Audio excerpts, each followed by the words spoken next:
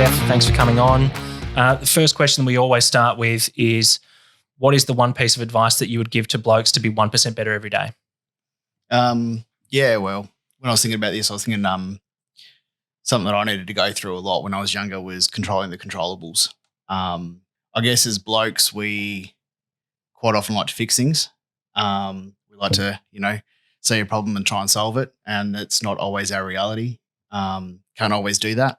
So, yeah, just being able to control those controllables really more than anything. Getting to the bottom of it, having a look at different things like what's actually important and controlling those things. So, and then just let the rest sort itself out. All right, the next is a little bit about you. So who are you, where are you from, and what do you do for a crust? Yep, born on the Northwest. Oh, no, I wasn't born on the Northwest Coast, was I? Lived in the Northwest Coast the last 30-something years. So since I was a young bloke. So I grew up here. Yeah, work in employment services. Been doing that for the last 5-6 years. Before that, was in hospitality, fast food, retail, childcare for a while. The next question is a little bit about your mental health journey. So obviously this is primarily, I guess, a mental health sort of podcast, I guess. Yep. Maybe just men's health, I guess. Yeah, Probably. we're transitioning. We're moving, broadening, aren't we? Yeah. So men's health, we can probably talk about that in another episode. But for now, Geof, just tell us a little bit about, I guess, your story. So you're obviously here to share a little bit about who you are and give some advice to people that might be listening. So Yeah, cool. Yeah. Yeah, well, I don't know. I guess the first time I really was aware of any mental health issues or anything like that was when I was in my teenage years. Mum was diagnosed with cancer when I was about 14, 15. It was just the two of us living at home. So I started, having to be her full-time carer as well as going to school and everything and working and everything like that. So it was a bit of a rough track. That went on for probably about 4.5, 5 years. Through that time, there was countless, medical issues and everything like that she had, as well as some psychological as well. So she had her own mental health issues, and she ended up taking her own life back when I was about 19 years old. So, yeah, that's probably when it started. From there, I got married, had a few kids, and then life just happens, and you suffer a few other things along the way. So I lost my father when I was 25, 26 to cancer. Lost my niece to SIDS. But yeah, there was quite a lot of shit that happens. Wow, that's hit, hasn't it? Pretty rough. It's a tough go. Yeah, I don't muck around, eh? Yeah. So, mate, a lot sort of happened for you, and that there's probably not too many people that can relate, super to your story, because it is obviously so unique. But for you, what have been some of the? Obviously, they're all challenging, but what have been some of the biggest supports that you've had to help you get through some of those challenging times, or all of those challenging times, I guess? I don't know. I guess it's making sure that you do focus on those things that you can control. I guess, like I was saying before.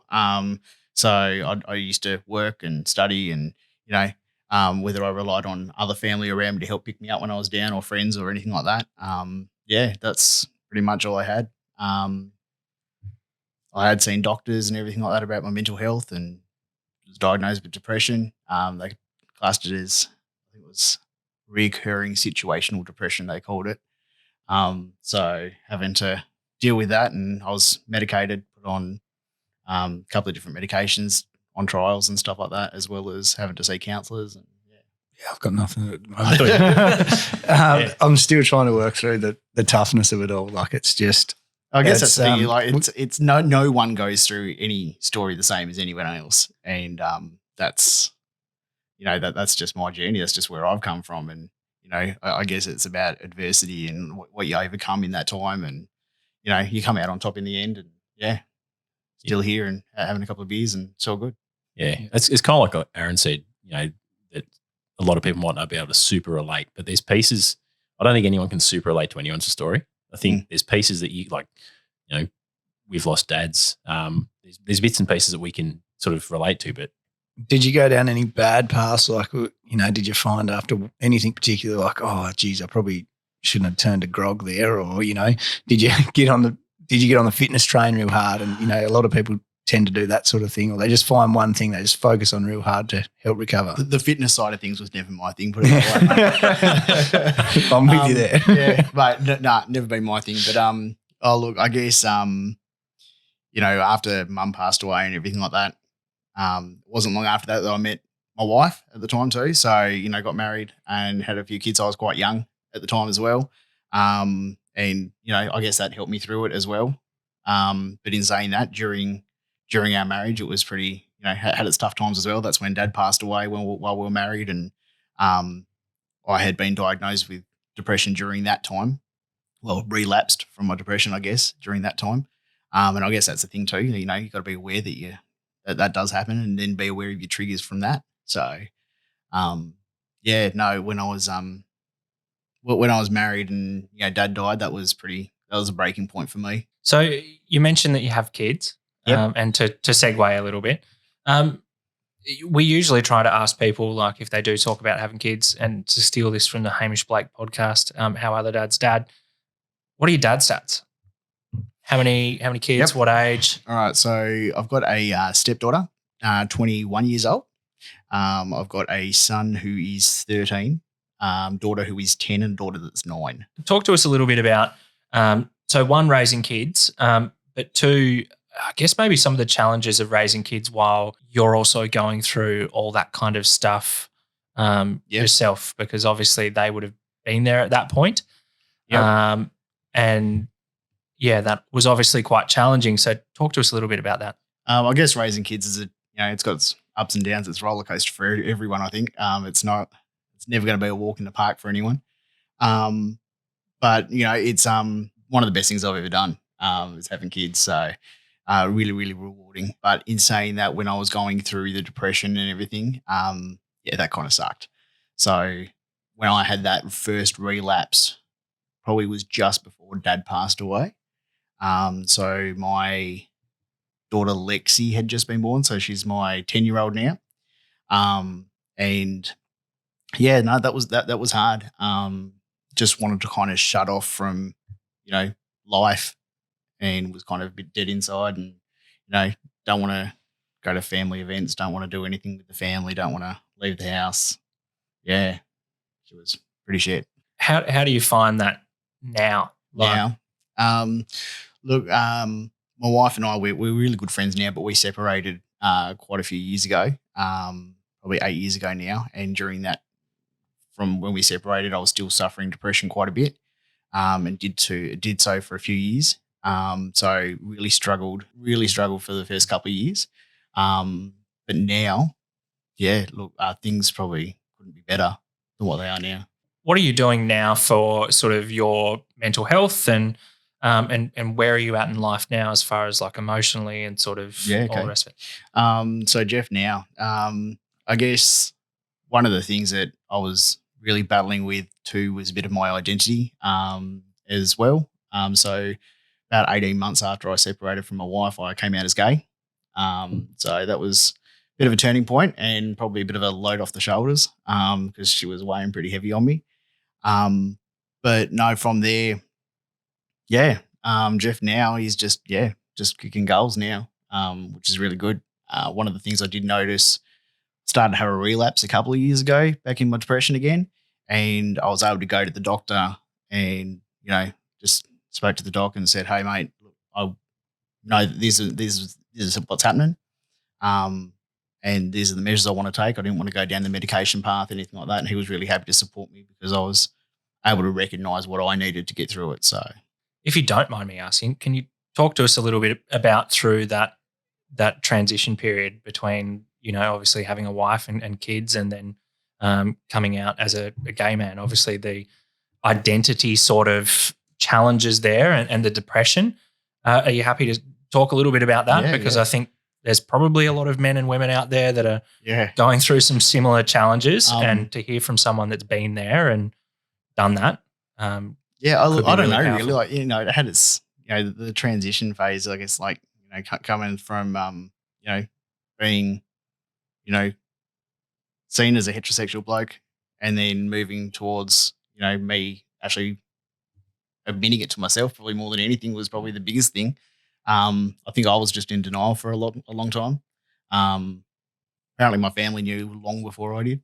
they always do that. So they always Yeah. They always go, we knew. It's easy in hindsight, isn't it? Yeah. I think my auntie had the best reaction. She's to go, "Oh, Jeffrey, we knew for the last 2 bloody decades." So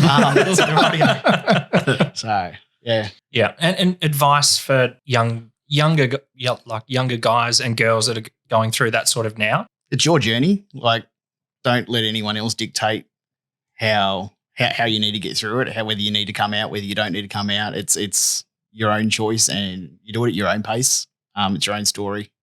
So yeah, you just got to live it yourself. You can't let anyone else dictate it. Yeah. What was the fear holding you back? Do you think did you have like a fear with people going to not like you anymore? Were you going to lose your friendship group or? Look, there was a little bit of that. When I was a lot younger, I had a lot of involvement around the church and around a Christian upbringing and everything as well. So, I was actually working for a small Christian, like for a family that was a small Christian business as well. And they were devout Christians. So kind of packing it a bit on how that was going to be received, I guess. Yep. But yeah, look, friends come and go at the end of the day. Some the true ones stick around. But I think when I did come out, there were definitely a few people that decided just to ditch. Some family as well. But that's kind of their problem. Yeah, exactly. Their loss for sure. Yeah. Keeping ownership of your story. I think we've seen a lot of that recently with media. Not that everyone's a celebrity, but you see a lot of media taking the story away from people before, like we've got this big scoop. I think it was probably Rebel Wilson or someone like that, and that was a big uproar about that the story was taken away from her to tell. So it's a bit that resonated with me a bit. It's you're the keeper of your own story. Not so much the keeping of your own story, but don't take other people's stories away from them. Yeah, 100%. I completely agree with that. And I think it's not just for those that are going through, whether they're coming out, LGBT, anyone like that, but any part of anyone's story, the adversities that they overcome. Depression, like that black dog, is a killer for some people. Not everyone wants to know it. Not everyone needs to know it. It's your own story, it's your own journey, but you need to talk about it to the people that you want to talk about it, and the people that you trust. And you don't need things slandered all over the place. Yeah, so it goes back to Toby's comment too that he went to hospital, and then the town started up the rumour mill. Sucks. And I think that's one of the dramas that we have living in a place like Tassie. It's a small place. Yeah. Everyone knows everyone.